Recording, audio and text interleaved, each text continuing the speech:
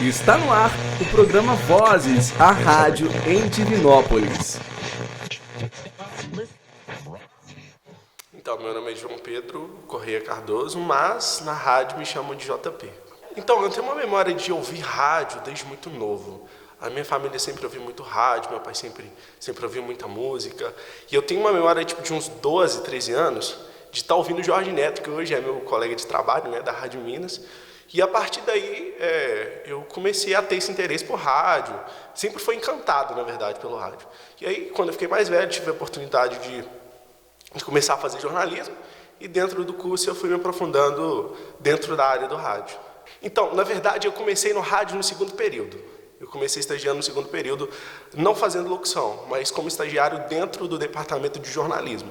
E a partir dessa entrada eu comecei a aprender um pouco mais sobre redação, sobre impostação de voz, como se dá uma notícia no rádio, porque dependendo da sua entonação, você passa uma mensagem, dependendo de outra, você passa também outra mensagem.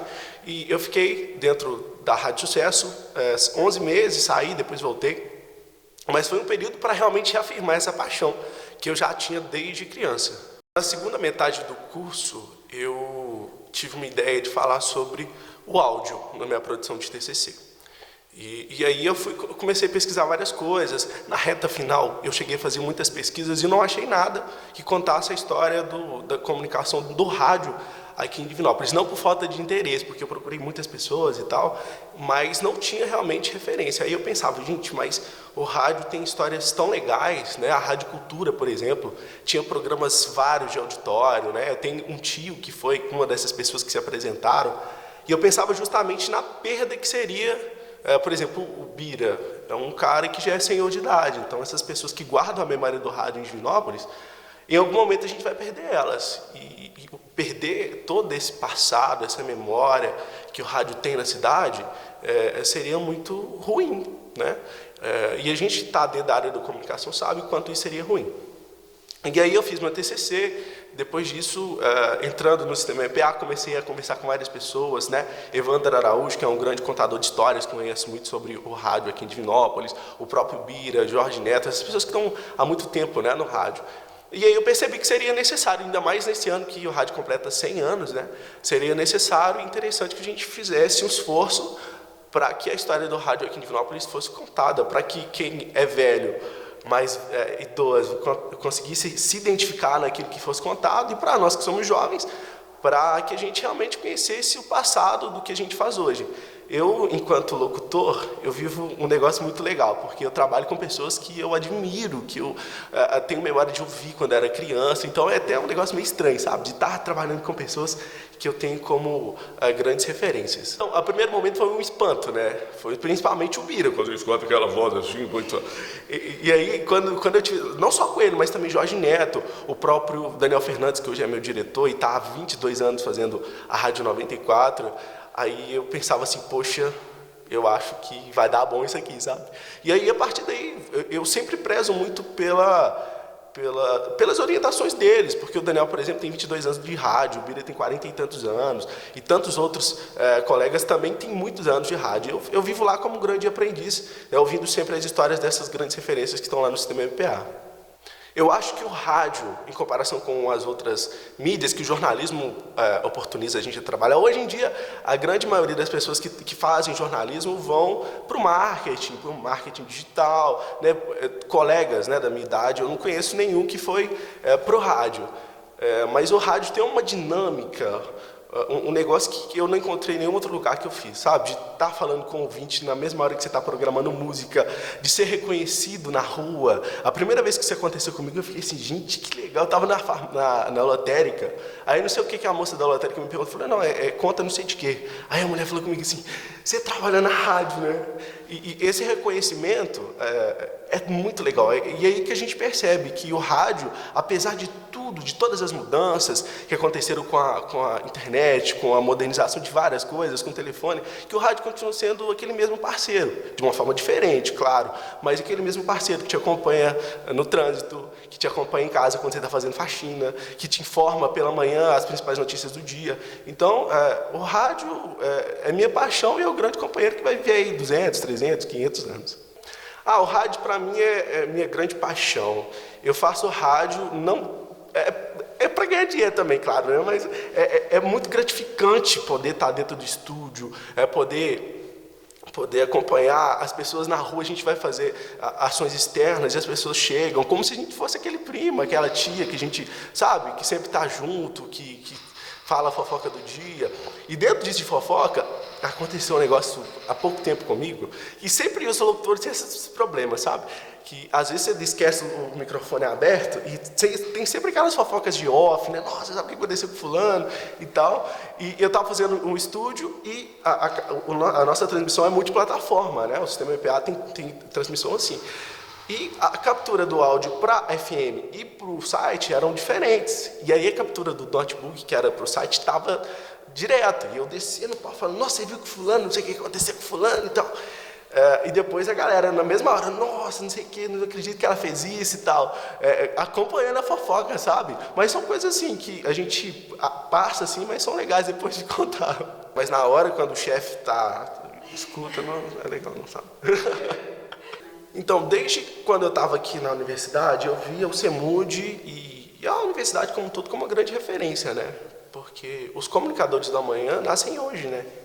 Então, algumas pessoas que estão aqui na universidade hoje vão ser os jornalistas, os locutores, que vão fazer o jornalismo e a comunicação daqui para frente. Meu nome completo é Gustavo Mourão Pinto de Aguiar, todo mundo chama de Gustavo mesmo. É uma coisa muito natural, assim, né? Porque o meu pai, ele lembra desde quando ele era menino, assim, que ele foi criado dentro da rádio. Minha avó levava ele para o escritório e ele ficava lá no cercadinho enquanto ela trabalhava, enfim. Então, aconteceu algo parecido comigo, assim, também. Eu, desde pequeno, sempre frequentei muito o espaço da rádio e eu moro num sítio bem afastado, assim, da cidade. Então, desde pequeno, para fazer as coisas na cidade, curso de manhã e escola à tarde, eu sempre ia cedo e voltava à tarde. Então, no meio tempo, eu ficava lá na rádio, vendo o pessoal trabalhar. E aí fui pegando gosto pela coisa, né? Primeiro eu peguei um gosto muito grande pela TV, assim, audiovisual, sempre achei muito bacana, muito legal de fazer, e depois pela rádio também.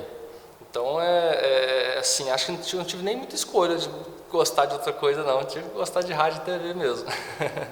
A Rádio Cultura de Divinópolis, que hoje é a Rádio Minas FM, ela foi fundada há 76 anos atrás pelo coronel Juvelino Rabelo e mais, se eu não me engano, 20 ou 25 sócios do coronel.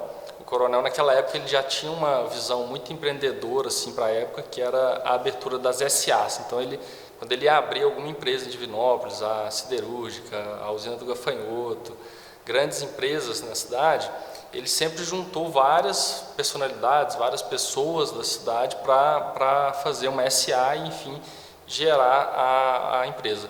E a Rádio Cultura de Divinópolis, na época, foi uma das primeiras 15 rádios, assim, do estado, e o coronel fez esse esquema, juntou todo mundo para fazer a rádio. A rádio era lá na 1º de junho, e o formato era bem em formato de auditório, do início do rádio AM, né? Então tinha muitos programas de auditório, de novelas, né, de rádio, enfim. A programação não era 24 horas, era só durante o dia. E aí a coisa foi andando, né? Só que, se eu não me engano, uns 4 ou 5 anos depois da fundação, veio um incêndio e destruiu toda a rádio, destruiu toda a estrutura da rádio, todos os equipamentos. E aí o pessoal desanimou, porque nesses 5 anos eles não tinham conseguido fazer uma viabilidade financeira do negócio, né? Era mais uma coisa cultural, assim. Vamos ter uma rádio e tudo, mas aí quando pegou fogo e teve que fazer novos investimentos para fazer uma nova sede, o pessoal desanimou. E o coronel, o meu avô era sobrinho do coronel, e aí o coronel chamou meu avô e falou, olha, estou aqui com a rádio, eu sei que você gosta aí de propaganda, volante, porque antigamente meu avô tinha um esquema de alto-falantes na cidade, que ia anunciando as coisas. Você não quer tentar aqui me ajudar na rádio? E aí meu avô começou a investir, começou a fazer uma sede nova, só que essa dificuldade de monetizar o negócio continuava, porque só tinha uma rádio na cidade, as pessoas não estavam acostumadas com aquilo, não sabiam muito bem se tinha que anunciar, se será que dava resultado mesmo. Então, assim, para ele instaurar essa cultura do anúncio, da mídia, foi um caminho longo. E uma das estratégias que ele utilizou na época foi pegar os grandes anunciantes nacionais que rodavam nas rádios de São Paulo, do Rio de Janeiro, e colocar na programação da rádio local. E aí todo mundo começou a falar, nossa, poxa, antigamente falava Gessilever, né? Hoje é Unilever. Nossa, a Gessilever está anunciando na rádio que o negócio é bom mesmo. Então, tinha uns 5, 6, 7 anúncios lá da rádio que eram todos, tipo, bem fake mesmo. E isso começou a pôr nas pessoas essa ideia da cultura, né? De anunciar e do branding, né? De ter a marca na cabeça das pessoas. A rádio, assim, desde que eu me entendo por gente, ela é ameaçada, assim, desde que eu entendo, olha, agora acabou, não, agora tem a televisão, acabou, tem TV a cabo, acabou, internet, acabou, redes sociais, acabou, e assim, e aí na verdade ele vai se fortalecendo, é uma coisa muito, a gente de rádio, assim, a gente tem até uma certa dificuldade de explicar isso para as pessoas, porque o lógico seria isso realmente, né, o lógico seria, pô, se você tem a TV, que tem ali o áudio e a imagem, né, é mais do que só o áudio, então é melhor, mas não necessariamente, né? E a gente tem algumas pistas assim para entender por que dessa resiliência, né, do rádio. Eu acho que o principal é a questão da ampla difusão, então assim, ele está disponível de forma muito fácil, barata e rápida, né? Não tem nenhum gasto, enfim.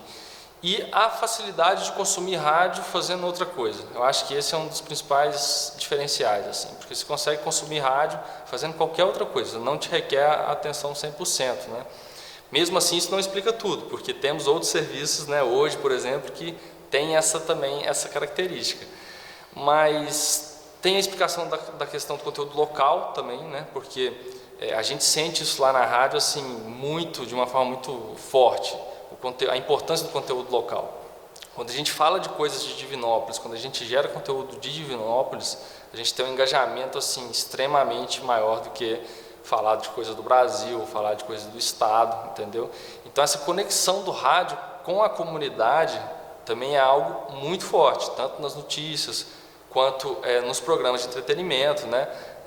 A gente tem programas lá que tem, assim, é impressionante o número de participações do WhatsApp. As pessoas elas querem só ouvir o nome delas. Você fala, olha, o fulano do bairro tal mandou um abraço para tal e pediu tal música. E aí o cara fica extremamente satisfeito com isso. Então, e aí cai naquilo que eu falei no início lá, assim, que eu acho que o resumo todo é o companheirismo. Assim, o rádio ele é um companheiro, né, na vida das pessoas.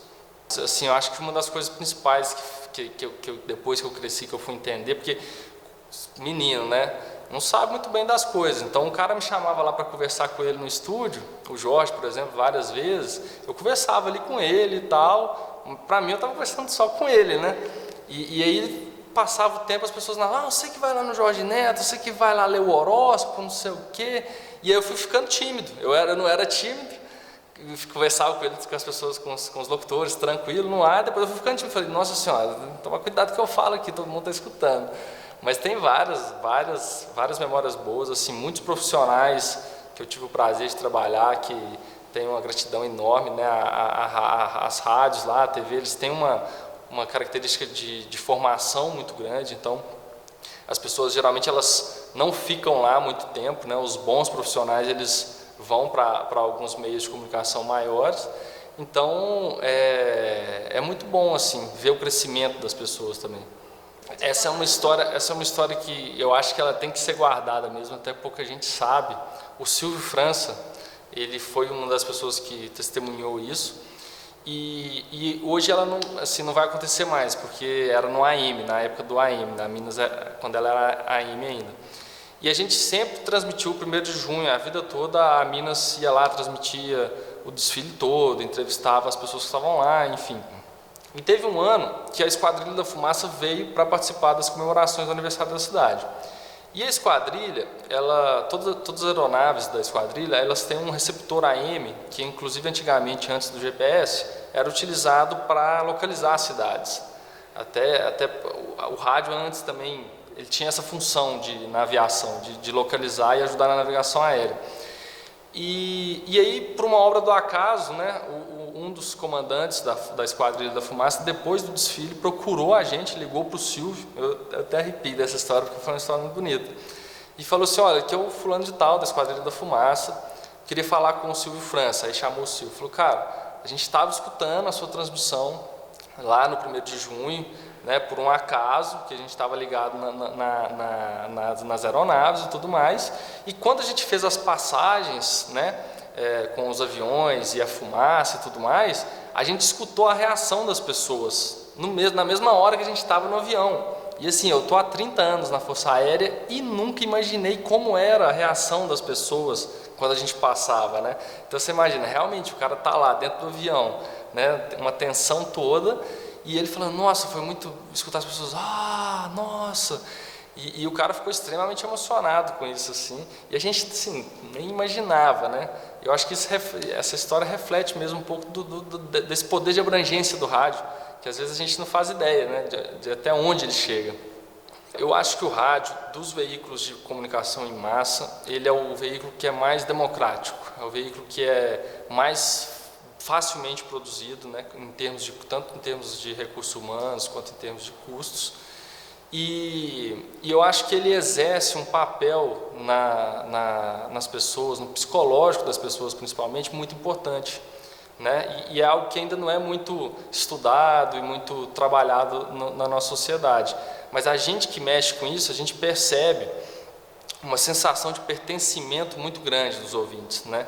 A gente, é até engraçado, quando a gente fez uma campanha um tempo atrás, meio fake news, que a gente ia começar a tocar sertanejo de uma das rádios lá que não tocava.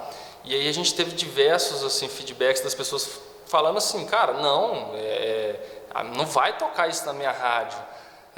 Como assim que vocês vão fazer isso com a minha rádio, entendeu? Então, assim, isso é muito legal, assim, ter essa conexão com os ouvintes, ter essa conexão com as pessoas, é um negócio muito forte e que eu espero que não acabe nunca, assim, porque eu acho que, eu volto a falar, assim, o companheirismo, né, de estar ali do lado, eu acho que é o principal trunfo do rádio, né, além de outras coisas. Eu sou muito grato por trabalhar com isso, eu vejo que a gente consegue causar um impacto nas pessoas muito positivo. Lá no sistema a gente tem várias campanhas que vão para a sociedade. Essa semana passada mesmo a gente lançou uma de vacinação da poliomielite, que até o próprio Estado não está dando atenção, tamanho da importância, né, dessa vacinação, e a poliomielite está voltando.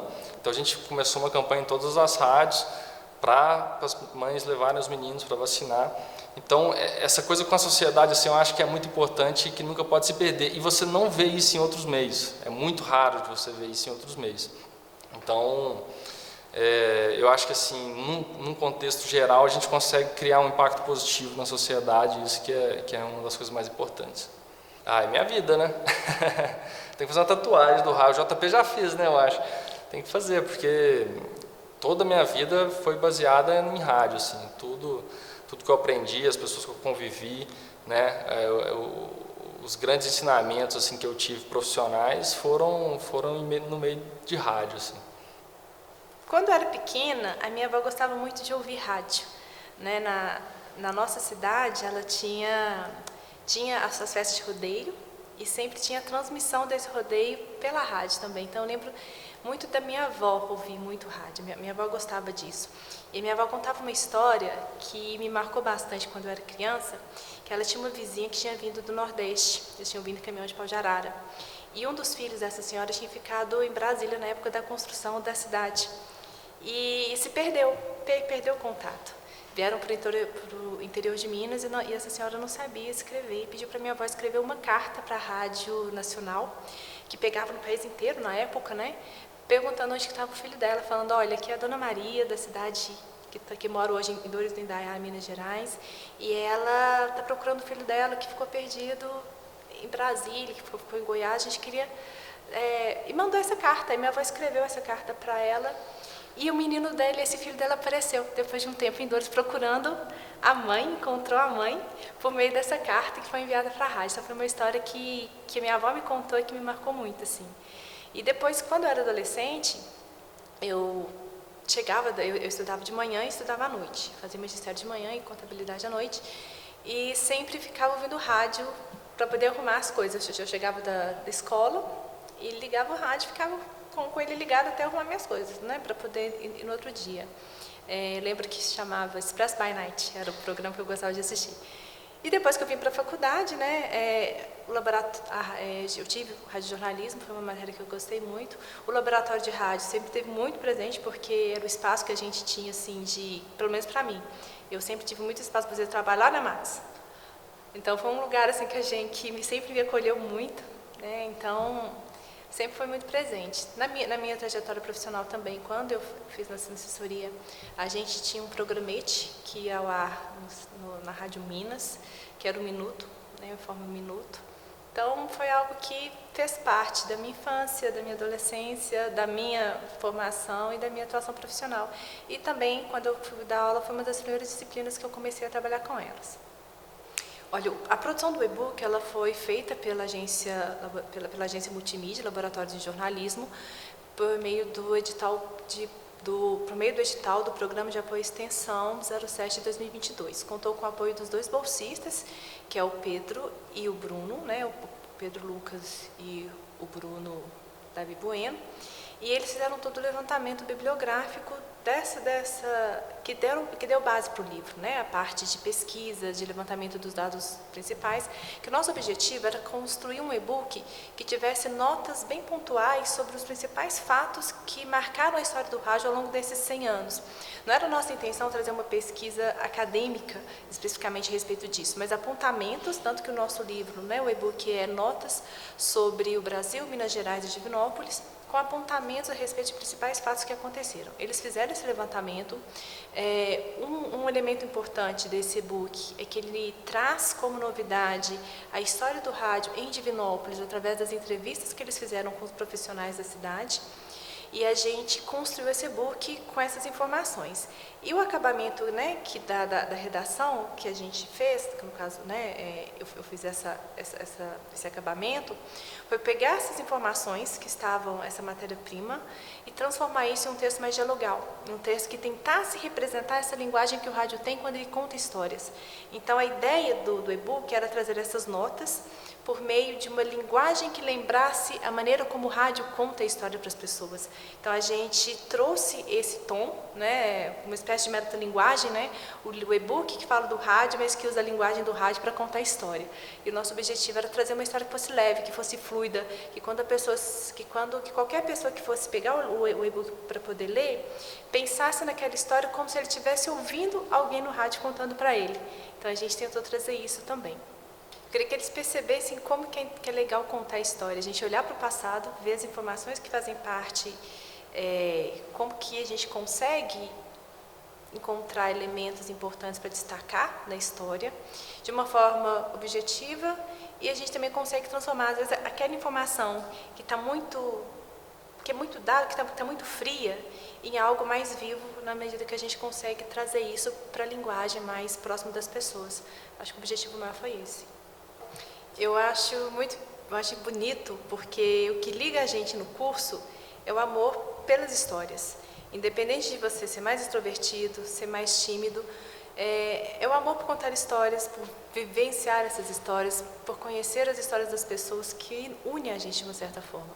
E ver como as pessoas, em cada área que elas vivenciam, que elas gostam, desenvolvendo, alcançando seus sonhos, indo atrás daquilo que elas gostam de trabalhar, que não é só o dinheiro que a gente obtém com o nosso trabalho, mas é o prazer, sabe? O bem-estar, o brilho no olho quando a gente faz o trabalho da gente e vê o resultado.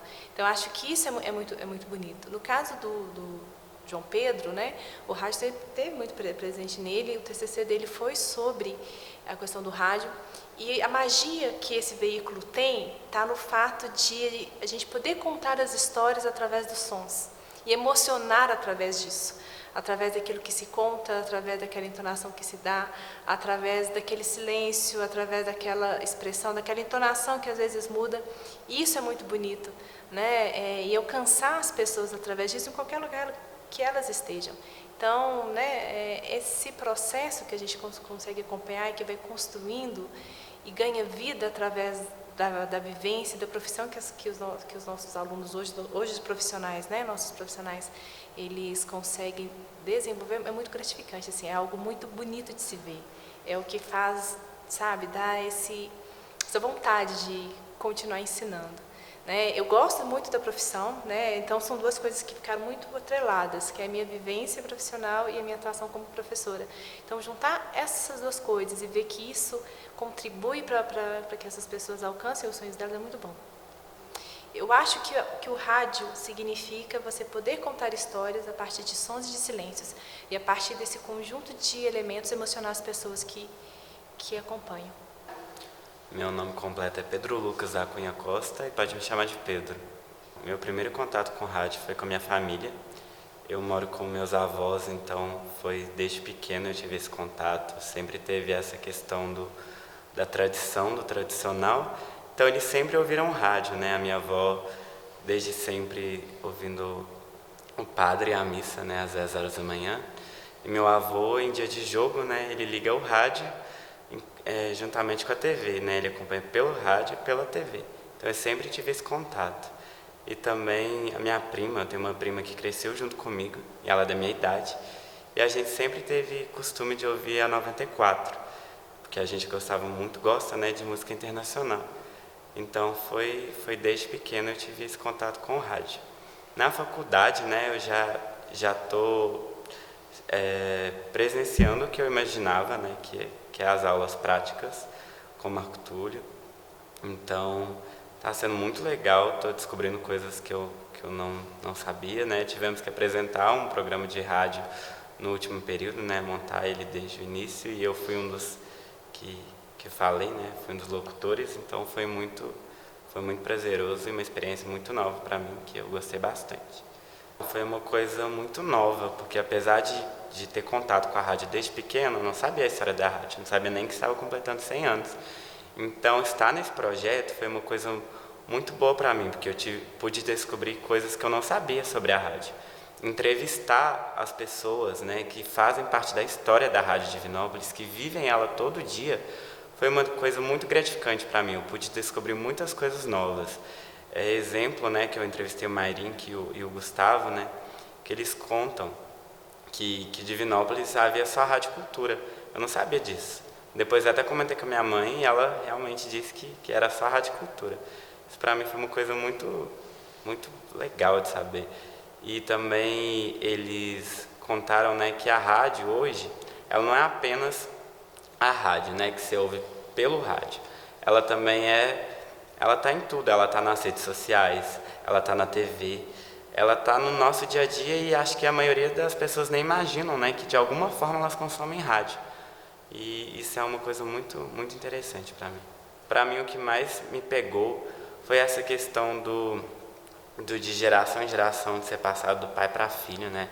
O Mairink que viu o pai dele, né, criar praticamente, né, a rádio em Divinópolis. Isso foi muito legal, porque o Gustavo, por exemplo, ele é formado em administração, mas ele está aqui, né, com o pai hoje, seguindo carreira na rádio. Eu acho que isso é bonito, a paixão pela rádio.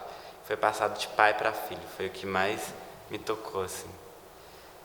Um ponto muito legal foram as visitas. Eu já tinha visitado o sistema MPA com o trabalho do Marco Túlio, que a gente teve que entrevistar, conhecer as rádios. E agora essa segunda, que eu pude conversar mais com os locutores presentes, né? A Michele, que estava presente, que é a apresentadora 94 FM. Foi muito legal ouvir as histórias deles, os relatos deles, né? Os relatos que eles têm com o público, as ligações que o público faz para agradecer, né? Para contar algum caso. O Mairink mesmo me contou um caso de pessoas que mandam cartas, né? Agradecendo a rádio por ter unido, às vezes, familiares que não mantinham contato há muito tempo. Então isso para mim foi muito tocante, foi muito gratificante saber que a rádio tem esse poder, né? Esse poder de união, de proximidade com o ouvinte. Então, a minha maior dificuldade, eu acredito que a história da rádio no Brasil, em Minas, em Divinópolis, em alguns momentos, tem lacunas. No Brasil, por exemplo, na década de 50, que é aí que a televisão começa a se popularizar, tem poucos registros do que era a rádio nessa época, justamente por ter essa queda. A rádio se manteve, ela se reinventou, mas naquele momento ela teve uma dificuldade, né, de se manter no mercado. Então essas lacunas que ficaram faltando foram mais difíceis de conseguir relatos, né, de conseguir algo documentado. E também as entrevistas, né, com o Gustavo também, acaba que eles sempre estão ocupados, então eu sempre tinha que adiar ou marcar um horário que desse para todo mundo. Mas graças a Deus deu certinho para todos e tá tudo pronto, finalizado. Foi um processo muito, muito legal. Para mim não foi cansativo, para falar a verdade, foi algo que me trouxe experiências novas, que eu descobri coisas novas. Para mim foi muito bom participar desse projeto, é algo que eu vou levar no coração, que aliás foi o meu primeiro projeto assim na faculdade, né? Um projeto grande, então para mim é muito importante.